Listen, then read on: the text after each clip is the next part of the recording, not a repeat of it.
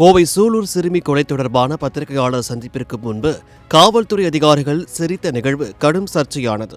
பல்வேறு தரப்பில் இருந்தும் ஐஜி ரம்யா பாரதி உள்ளிட்ட காவல்துறை அதிகாரிகளுக்கு கண்டனங்கள் குவிந்தன.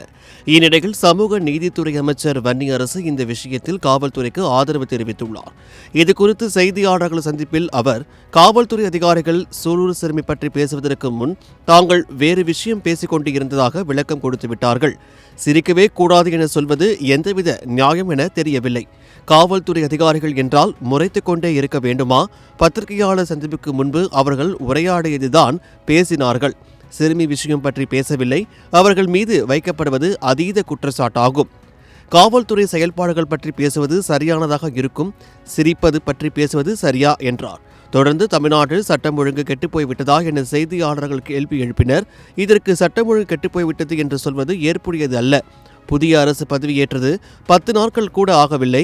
ஆகவே இது திட்டமிட்டு வைக்கப்படும் அதீதமான குற்றச்சாட்டு.